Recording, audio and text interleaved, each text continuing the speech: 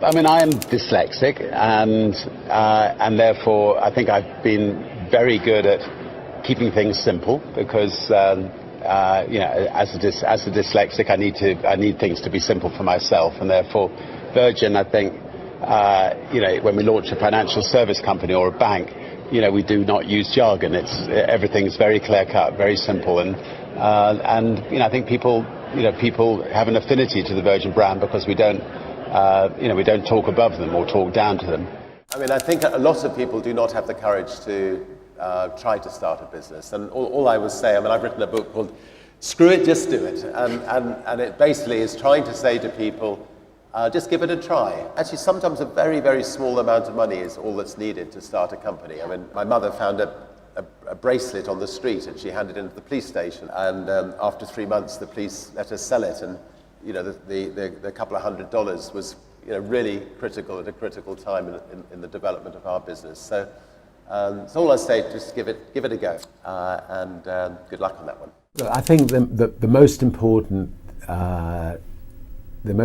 thing about running a company is to remember all the time what a company is. A company is simply a group of people, and as a leader of people, you have to be a great listener, you have to be a great motivator, you have to be very good at praising and looking for the best in people. People are no different from flowers. If you water flowers, they flourish. If you praise people, they flourish, and that's a critical attribute of a leader.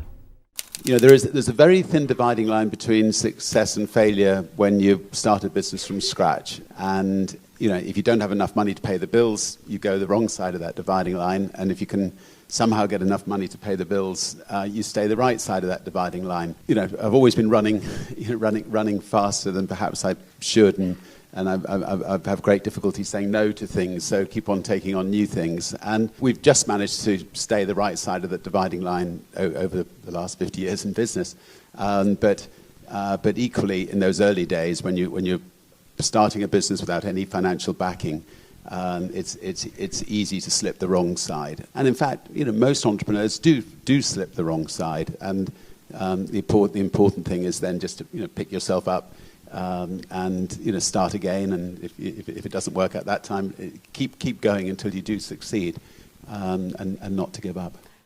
I think the next stage is to be a great delegator, and not try to do everything yourself. Try to find people who are better than you all the time. Try to find people who are better than you to put you out of business effectively. So whatever you're spending all your day doing, try to find someone who's better than you to do that, to replace you at it, so that you can go off and think about the next big picture. An entrepreneur is not a manager. I mean, an entrepreneur is somebody who is great at conceiving ideas, starting ideas, building ideas, but then handing over to really good managers to manage the businesses. The moment you've got more than one business, you can't be hands-on doing everything.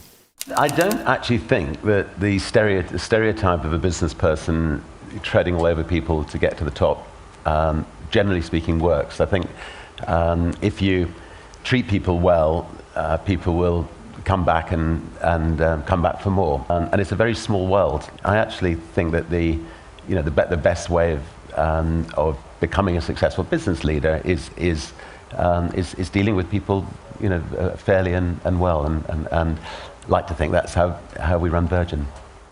I love learning. I've never actually thought I was starting a company as such. I just saw situations as I travelled in life where I felt I could improve on the way things were being done by other people. So one of my favourite phrases is "screw it, let's do it," and I've used that phrase a lot of times. And we just love going in and trying to shake up industries and doing it better than it's been done before. Yeah, when we launched Virgin Atlantic 30 years ago, the New York Times did a review, and they did some market research, and they said, first of all, with a name like Virgin, it's not going to go the whole way. But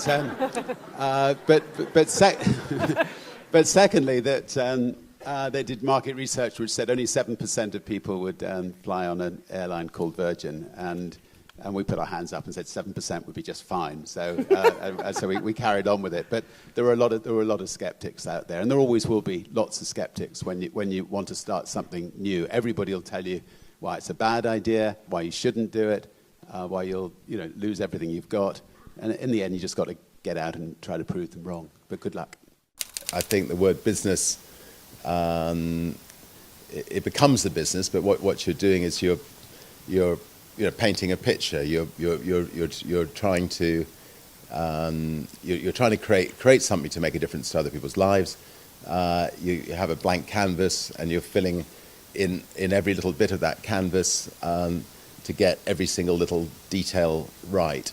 And if that canvas, sings out at you at the end, and it's a beautiful picture, your business is going to be successful.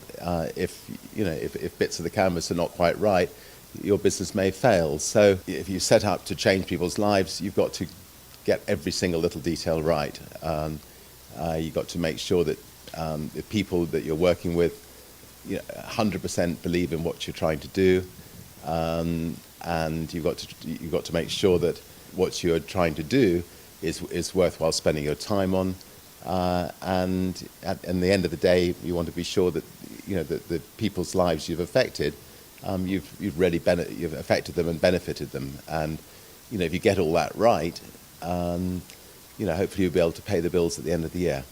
I would say the overarching and key thing that really binds the group together is the idea of not just playing the game, but changing it for good.